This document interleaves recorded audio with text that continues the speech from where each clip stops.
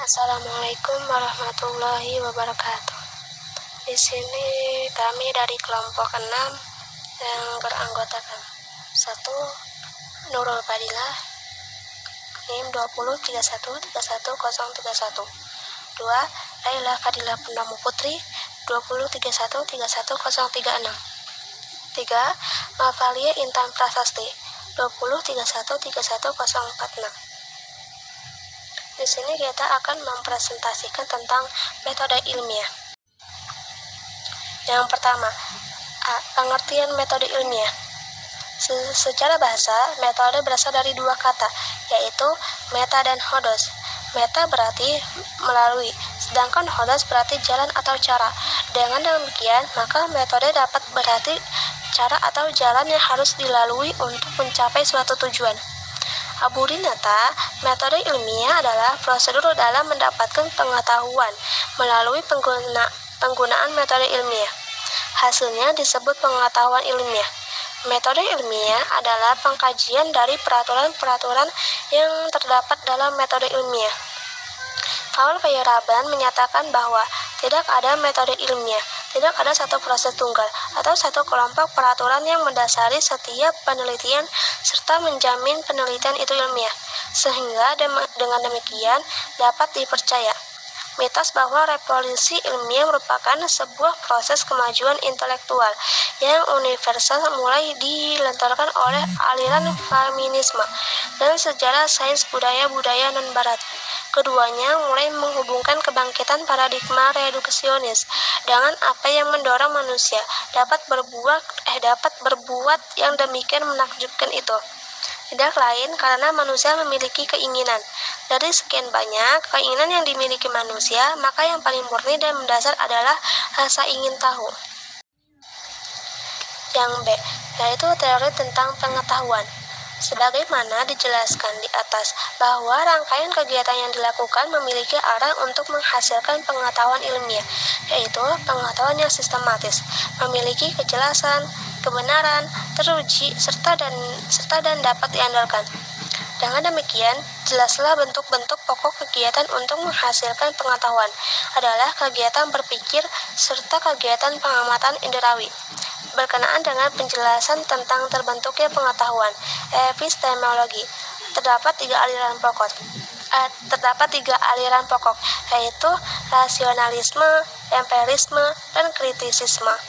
Penjelasan tentang ketiga aliran ini dirangkum dari buku Sudarminta. Rasionalisme memiliki pendapat bahwa hanya dengan menggunakan prosedur tertentu dari akal saja kita bisa sampai pada pengetahuan yang sebenarnya, yaitu pengetahuan yang tidak mungkin salah.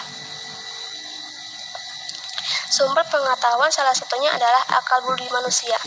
Akal budilah yang memberi kita pengetahuan yang pasti benar tentang sesuatu. Kaum rasionalis menolak anggapan bahwa kita bisa menemukan pengetahuan melalui panca indera kita. Akal budi saja sudah cukup memberi pemahaman bagi kita. Terlepas dari panca indera, akal budi saja sudah bisa membuktikan bahwa ada dasar bagi pengetahuan kita, bahwa kita boleh merasa pasti dan yakin akan pengetahuan yang kita peroleh. C. Usaha memperoleh pengetahuan ilmiah. Dari penjelasan tentang asal serta cara memperoleh pengetahuan, kita mengetahui bahwa pengetahuan dapat kita peroleh secara empiris, yaitu melalui pengalaman dan pengamatan indrawi. Namun pengalaman indrawi ini hanya mungkin terjadi dalam bentuk-bentuk bawaan tertentu yang ada dalam diri manusia, dalam akal budinya, yaitu berupa kategori ruang dan waktu, serta hukum sebab dan akibat. Dalam akal budi perlu ada pengetahuan transendental yang memberi kerangka yang memungkinkan objek dapat dialami. Dengan melakukan kegiatan berpikir, kita berharap dapat menghasilkan pengetahuan, dan dengan metode ilmiah yang merupakan cara kerja pikiran, kita mengharap dapat menghasilkan pengetahuan yang memiliki karakteristik tertentu sebagai pengetahuan ilmiah, yaitu bersifat rasional atau rasionalisme, dan teruji secara empiris dalam pengalaman kehidupan atau empirisme, sehingga memungkinkan tubuh pengetahuan yang disusunnya merupakan pengetahuan yang dapat diandalkan dan untuk membangun tubuh pengetahuan serta mencapai hasil yang diharapkan ini. Metode ilmiah secara garis besar mencoba menggabungkan cara berpikir deduktif dan cara berpikir induktif. Berpikir deduktif memberikan sifat yang rasional atau kritis, logis, dan sistematis kepada pengetahuan ilmiah dan bersifat konsisten dengan pengetahuan yang telah dihasilkan dan dikumpulkan sebelumnya sebagai tubuh pengetahuan ilmiah. D. Langkah-langkah metode ilmiah. Jumlah langkah kegiatan ilmiah merentang dari yang paling sederhana 3 langkah sampai 11 langkah yang cukup rumit dan terinci. Meskipun langkah-langkah tersebut di muka dirinci dan dirumuskan secara berbeda-beda, namun ternyata ada 4 hingga 5 langkah yang merupakan pola umum yang senantiasa dilaksanakan dalam penelitian. Ketiga langkah paling singkat atau sederhana untuk melakukan kegiatan ilmiah adalah sebagai berikut. 1. Melakukan observasi atau pengamatan terhadap gejala-gejala yang ada, baik gejala yang bersifat alami atau gejala-gejala yang muncul sebagai hasil dari kegiatan percobaan. 2. Membuat rumusan hipotesis atau bakal duga yang melukiskan gejala-gejala tersebut serta sesuai dengan tubuh pengetahuan yang sudah ada sebelumnya. 3. Mengadakan uji hipotesis atau hipotesis tersebut mampu membuat gambaran yang memadai atau jelas dan benar sesuai kenyataan, serta mampu meramalkan gejala-gejala baru yang akan timbul dari observasi terhadap pengalaman kehidupan sehari-hari yang dijalaninya atau terhadap percobaan-percobaan yang dilakukannya. Selanjutnya, kami mencoba untuk menjelaskan kelima langkah yang secara umum dilakukan dalam kegiatan penelitian. 1. Perumusan masalah yang merupakan pertanyaan mengenai objek empiris tertentu yang ditinjau atau didekati dari aspek tertentu sehingga memiliki batas-batasnya secara jelas dan tegas serta dapat diidentifikasi faktor-faktor atau unsur-unsur yang terkait di dalamnya. Perumusan masalah ini merupakan pertanyaan yang memicu orang untuk melakukan kegiatan penelitian dalam rangka untuk memperoleh pengetahuan yang jelas dan benar sebagai jawaban terhadap permasalahan atau persoalan tersebut. 2.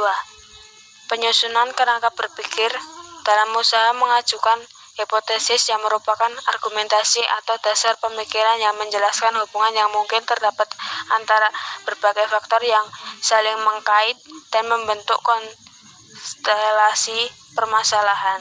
Kerangka berpikir ini disusun secara rasional. E. Pendekatan, modal, teknik, dan peralatan kegiatan ilmiah. Pendekatan dalam menelaah atau membahas sesuatu hal dapat dilakukan berdasarkan sudut pandang dari berbagai cabang ilmu, misalnya ilmu ekonomi, ilmu politik, psikologi, atau sosiologi, dengan pendekatan berdasarkan ilmu ekonomi. Maka ukuran-ukuran ekonomilah yang dipergunakan untuk memilih berbagai masalah, pertanyaan, faktor, dan data yang akan dibahas mengenai sesuatu materi pembahasan. Pendekatan merupakan ukuran-ukuran atau kriteria yang dipergunakan dalam memilih masalah-masalah atau pertanyaan-pertanyaan untuk dipertimbangkan dan dalam memilih data yang perlu diadakan. Untuk ini kita perlu memiliki model sebagai gambaran yang dapat ditampilkan secara visual mengenai hubungan-hubungan antar faktor-faktor yang memang sebenarnya tidak dapat kita tangkap secara visual. Model ini merupakan sesuatu citra atau gambaran abstrak yang diperlakukan terhadap sekelompok gejala yang menunjukkan adanya hubungan antar faktor-faktor atau unsur-unsur yang ada di dalamnya. Kita memerlukan cara atau teknik yang dapat kita pakai untuk mengumpulkan data maupun untuk mengolahnya. Teknik adalah sesuatu cara operasional teknis yang seringkali bercorak rutin, mekanis, atau spesialistis untuk memperoleh dan menangani data dalam penelitian. Misalnya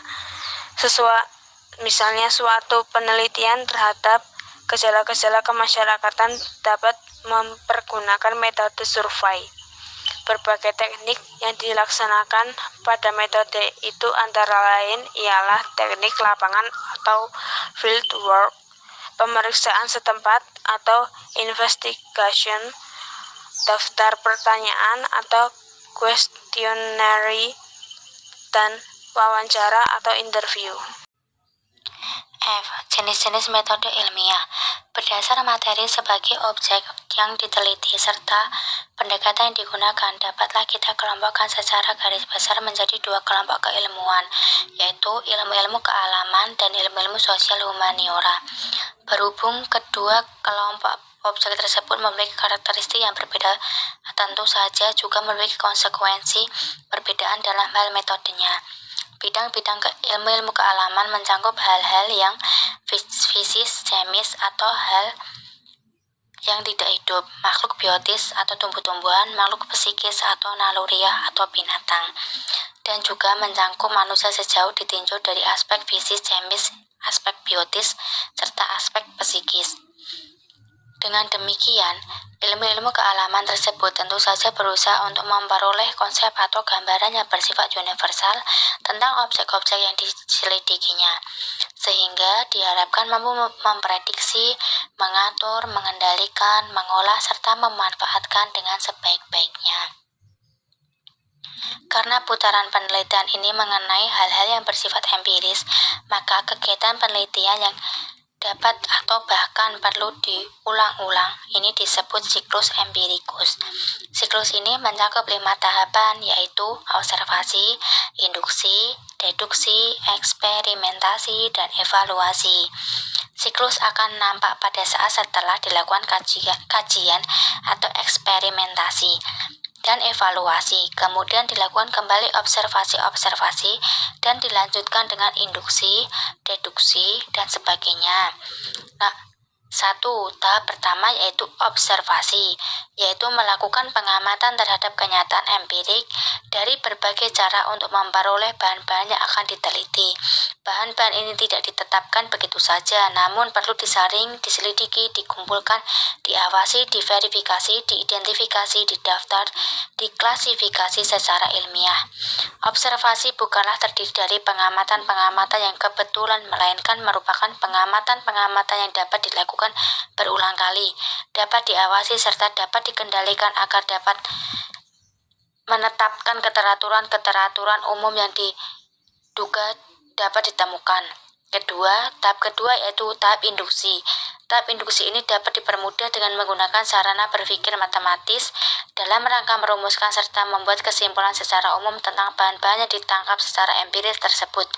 Setelah melakukan pengukuran secara kuantitatif terhadap besaran-besar tertentu yang saling berhubungan, kemudian dapatlah hubungan tersebut digambarkan dalam fungsi matematik. G. Pendekatan-pendekatan dalam metode ilmiah. Dalam hal ini ada dua pendekatan dalam metode ilmiah, yaitu A. Metode ilmiah dengan pendekatan dialektika. Pendekatan dialektika ini diperkenalkan oleh Karl Marx. Marx menyebutkan pendekatan dialektika ini adalah ilmiah. Berbeda dengan metode ilmiah dengan pendekatan deduktif dan induktif yang digunakan di dalam dunia ilmu pengetahuan kita seperti yang akan kita bahas kemudian. Maka pendekatan dialektika yang digunakan Marx ini di dalam memandang atau memahami materi atau benda yang ada di dalam alam semesta, termasuk pikiran manusia, menggunakan hukum dialektika yang dikenal dengan materialisme dialektika. Menurut Marx, semua materi atau benda atau sesuatu hal atau hal ikhwal atau suatu gejala itu memiliki 4 hukum dasar, yakni hukum yang pertama bahwa semua materi benda yang ada di dunia ini terdiri dari bagian-bagian tidak terpisahkan, melainkan merupakan satu kesatuan antara bagian satu dengan yang lain, saling berhubungan, yang saling menentukan dan saling mempengaruhi. B. Metode ilmiah dengan pendekatan deduktif dan induktif. Mencari kebenaran dengan menggunakan metode ilmiah berarti mencari kebenaran bukan dengan cara kebetulan, trial, dan error, atau dengan cara spekulasi yang tidak dilakukan dengan satu perencanaan, ataupun dengan cara intuisi yang hanya dilakukan oleh orang-orang tertentu saja, ataupun juga tidak melakukan otoritas yang jelas bersifat subjektif. Mencari kebenaran dengan menggunakan metode ilmiah adalah mencari kebenaran dengan cara-cara tertentu dilakukan secara terencana, sistematis, dan atas dasar kenyataan objektif. Demikianlah presentasi yang kami sampaikan. Sebelumnya kami mohon maaf kepada teman-teman apabila dalam penyampaian tadi mungkin ada kesalahan kata. Terima kasih. Wassalamualaikum warahmatullahi wabarakatuh.